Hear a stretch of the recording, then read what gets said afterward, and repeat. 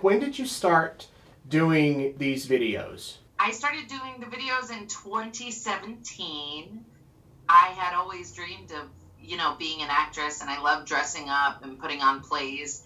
And so I put a video out there just for fun, and I was amazed at the response I got. And for the first time in my life, I was like being accepted for my weirdness. So was this video on your personal Facebook page or on YouTube or both? It was on the Juggling the Jenkins Facebook page. I had created the page for writing purposes. Okay. Initially, I was writing about addiction and depression, anxiety, and things like that. And then I switched to making videos. So you put out your first video, and how many followers did your page have? At the time? Yeah. I think 132. Oh, okay. So it was small. It was a small group. And what was the first video? The first video that went viral was, I think, the third or fourth video I uploaded. It was about mom groups on Facebook, and I was acting out the different characters that you find inside of these mommy support groups. And it started getting shared in groups all over the place, and people started coming and liking my page. And then it just grew and grew so fast. So I think the first video I saw of yours was it was going on a diet, and how you started in the morning, and I'm only going to eat kale today, and then by noon it's give me the Twinkies, the ho-hos. I don't remember if that was exactly it, but it was very, very funny, and it just kind of popped up on my feed. So do you find that most people now, they just stumble into it, or how are more and more people learning about you? It's by people sharing it. People, will find my funny videos and laugh and then come to my page. And when they find out that I'm actually an addict in recovery, they're like, wait a minute, this is not what I think of when I think of addiction, and so they stick around, because my goal is just to show people, hey, it's no matter what you've been through, you can overcome stuff and you can have fun and life is good. And so I've got news outlets sharing my story and people sharing my videos, and I think that's how it keeps growing. But it grew at a really rapid pace. Yeah, for 2017 to 2 years later, you've got 3 million followers on your page. You've got YouTube.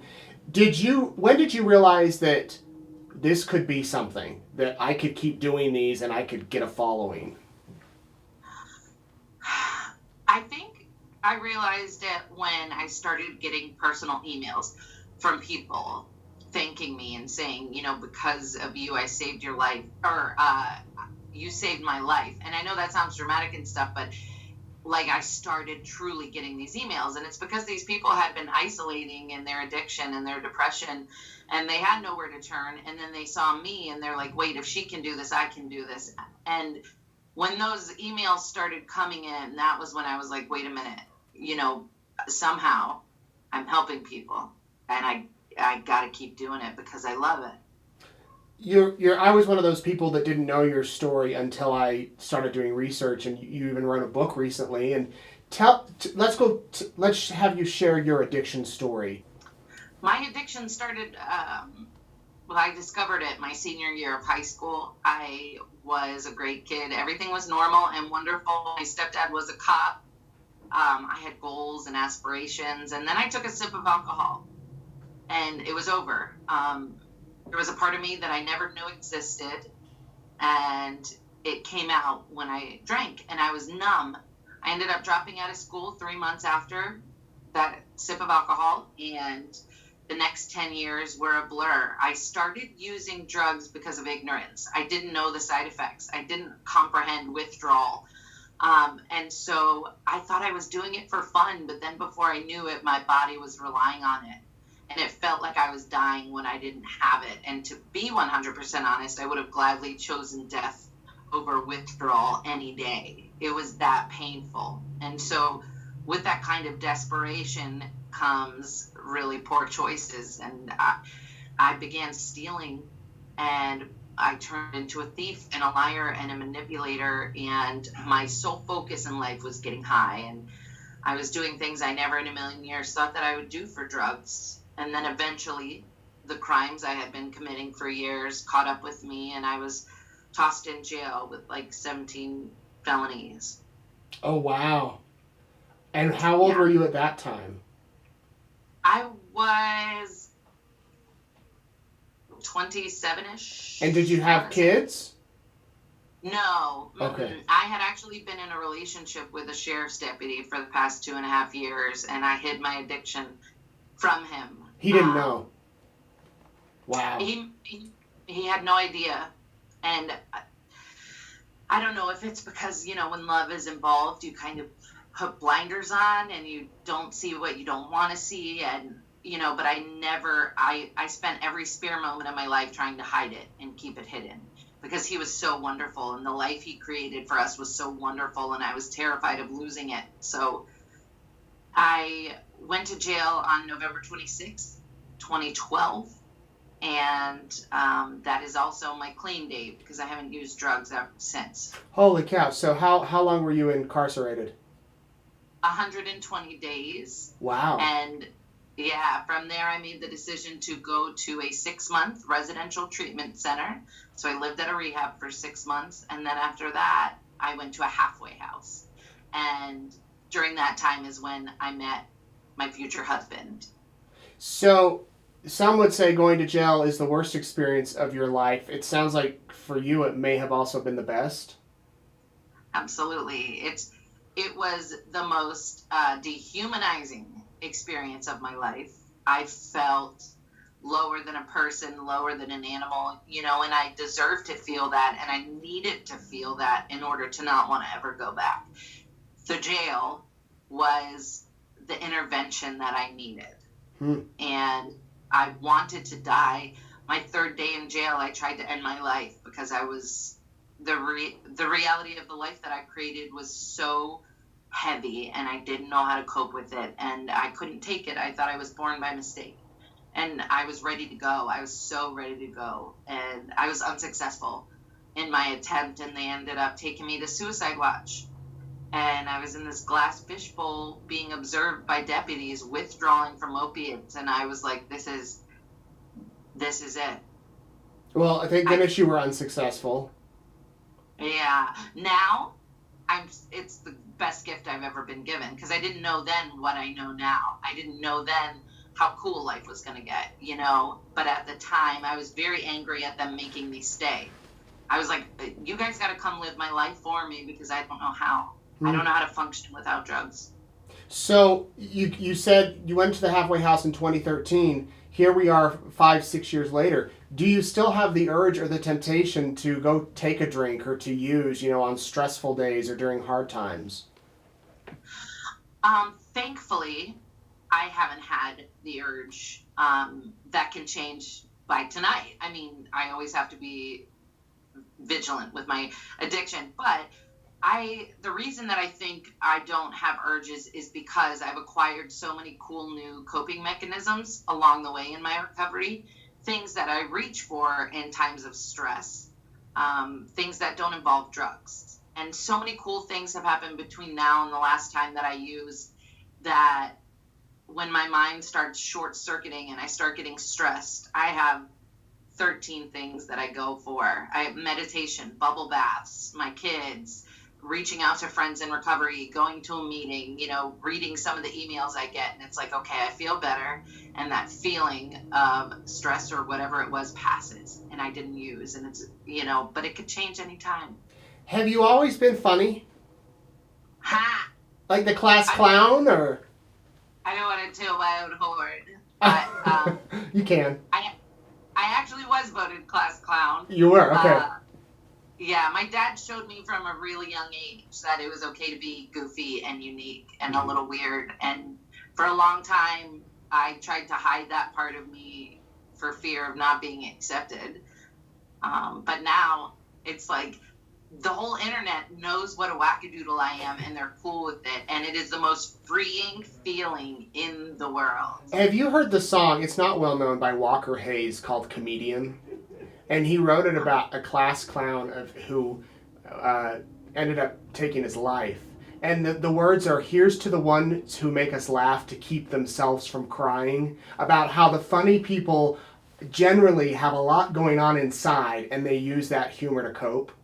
And just hearing your story, it reminds me so much of that song. Obviously, yours ended up in a different direction. So you do the one video. Let's fast forward to 2017. You put it on the Juggling the Jenkins Facebook page. It kind of goes crazy. Your third or fourth one goes viral. And then how often now are you producing these videos? Do you have like a set schedule every week, or how do you decide? For the first time in my life, I'm trying to do a schedule, but I hate schedules. I hate being told what to do and when to do it. I can't handle the pressure, but it's been, I think, 3 weeks now that I've tried to have a schedule, and so far so good. I do videos on Mondays. I go live on Tuesday afternoons. I release a new video Wednesday. I share a story from somebody who's recovering from addiction or self-harm or depression that's submitted to me by members of the community on Thursdays, and then another video on Fridays. And then the weekends, I just kind of chill or do a surprise live or something. Is it a full-time job, would you say? Yes. It doesn't seem like it, though, and it's so crazy. But honestly, like I have many sleepless nights just obsessing, because truthfully, I feel like, influencers and video content creators are on the rise. And so, there's only so many ideas in the world. There's only so many ways you can make people laugh and make videos about it. And I always have this underlying fear that this could go away at any second. And then I'm like, well, then what am I going to do? Like, I could go back to waitressing. I loved it, but it's not the same as this. So I'm constantly trying to evolve and think of new ways to stay relevant, and it's exhausting. Yeah, I was going to ask you, because sometimes it feels like you put out a killer video, all right, the next one has to do better, or I have to get as many views as that one. I mean, is that constantly of how to one up the last one, or is it let's come up maybe with a fresh, different idea? Or I don't, to be 100% honest with you, I don't focus on the numbers. I literally never look at my insights. Like, there's a whole web page designed for creators to see their insights and how many followers and how many video views, and honestly it makes me sad and stressed out to look in there, because I'm very self-critical. So I just don't I upload a video that means something to me or that I think is funny, and I just let it be in the universe. And if other people like it, amazing, and if it doesn't do that great, somebody out there needed to see it. Somebody out there needed the message. And how long do these videos take you? Because in many of them, you're in different outfits, you're acting different roles. I mean, it looks exhausting just seeing how it was produced. The ones where I'm different characters usually take a whole day, filming and, editing as well. But when I have an idea for a video, I just do it immediately. And I edit it that same day, and I need it out on the internet immediately, because otherwise my brain will explode. And then I go through phases where I'm not feeling creative or inspired, and then I get bummed out because I'm like, where can I draw from? If this is what I do, is creativity, and if I'm not feeling creative, it's really tough. So I battle with depression and anxiety and things like that. But I've got so many cool people in my circle that pump me up when I need it, that I reach out for help to. So it's like this. My life is a roller coaster. I have no clue what I'm doing. I didn't sign up for this. I started making videos for fun, and now all of a sudden it's like a career. And I'm like, what? I didn't even graduate high school. I don't know. You didn't? Wow. Okay. So you don't have to go into specifics if you don't want to, and you can speak in general here, but a lot of people think that YouTubers, Facebook video makers are millionaires. That you're rolling in the dough, and I know that's not often the case unless you're Logan Paul maybe or something, but I mean, yeah. Could you support your family on what you do every day? Is it to that point? Do you see it to that point? Yeah. So I was working at a carpentry company before all this, and I was making $300 a week, and I was perfectly content, and I thought that was a huge amount of money as a stay-at-home mom to be able to work from home. But I had to make a decision. Do I want to keep doing videos full-time, or do I want to work? Because I cannot do both. There are not enough hours in the day. And so I created a Patreon, and I quit my job, and I am able to support my family. The ads that everybody hates to watch, the FabFitFun and Grove ads that I do, people get upset and say that I'm selling out, but it's because of those infrequent ads that I'm able to continue making free content for people to laugh at and feel inspired the rest of the time, because it is a job. I'm dedicating so much time to it. But yeah, you can absolutely create a living doing this, but to be honest with you, I would never, ever start doing this for that reason with that in mind.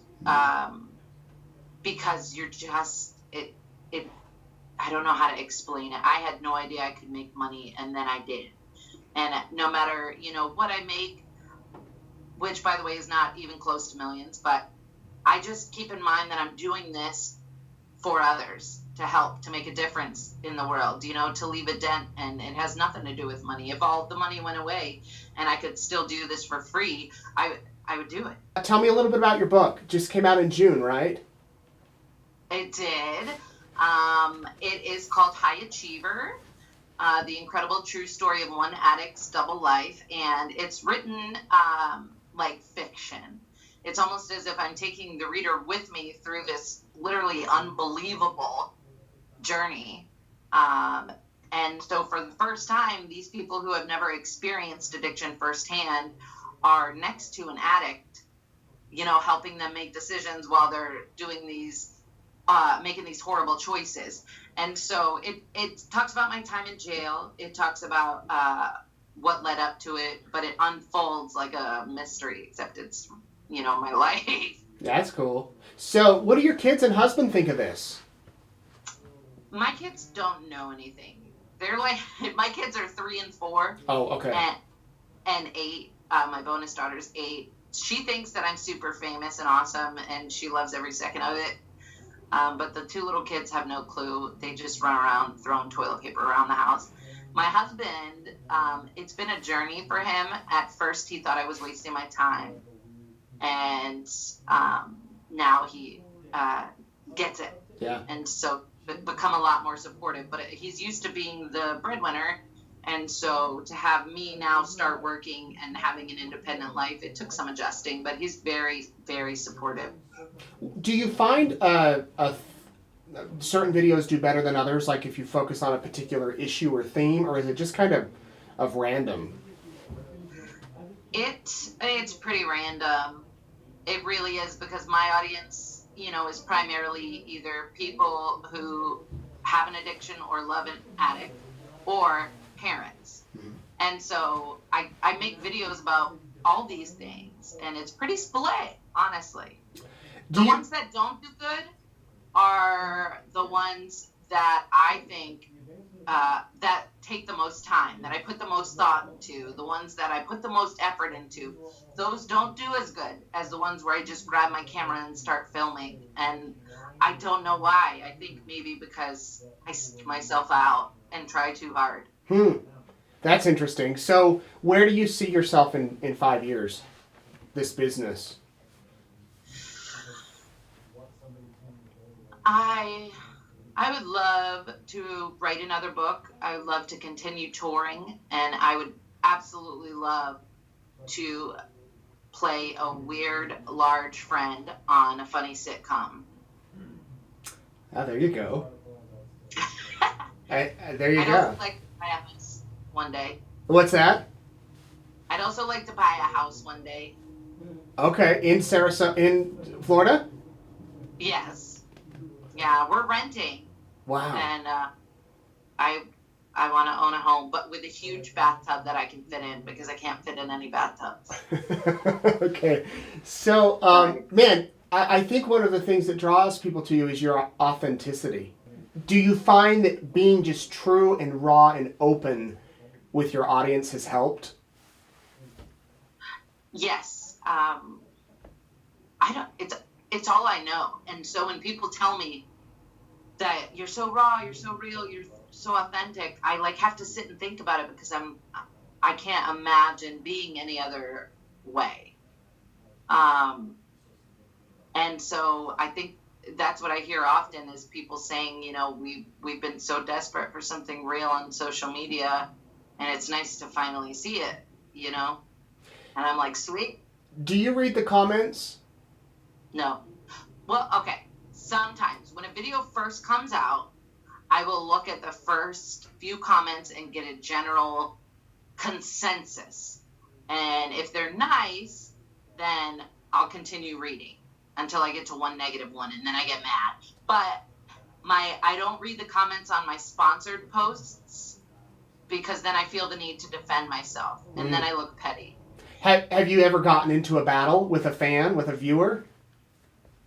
Never a battle, because I'm a huge believer in like leading with love and stuff, and not creating drama in my life. Yeah. And so I have tried to eloquently put someone in their place, but I oftentimes end up deleting it. I just need to get it out of my system sometimes.